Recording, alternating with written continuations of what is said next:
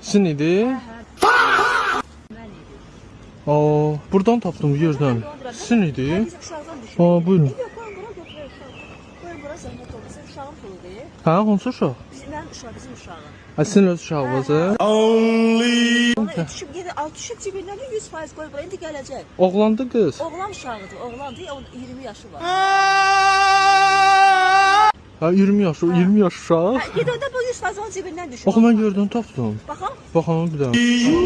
Bu da görün. Hə, 100% onun puludur da, qoy bura, Allah'ın da olsun. Harda düşürtmüş? Tələsi getdi, evin. Mən buradan tapdım Mən axı, orada buradan. düşmüşdü, amma mən bu dəqiqə mən uşağım burada oturmuşdu.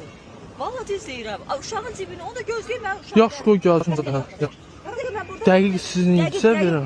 Neçə verin? Neçə verin? Dəqiq, 100% bizimdir. And içə bilərsiniz? And içəm yox, mən nə and içim? Uşağın, oğlan uşaqdır, onun cibində pullar var, cibindən düşür. Şu baxın, cibindən var. Ha, bu uşaqlardır? Yoxsa yox? Yox, mən atası Hindistanlıdır. Ben yoldaşım Hindistanlı. Aa, ਜਦੋਂ ਮਰਜ਼ੀ ਪੜ ਲਵੀਂ ਖੁੱਲੀ ਕਿਤਾਬ ਜਿਹਾ verim uçacaq axı. Uçmaz, koyun bura, koyun bura. Koyun bura da. Koyun bura. Siz İfrasınız? Ha? Sar Ben olsunuz. özüm Azerbaycanlıyam. Aha. Sərə getmişəm.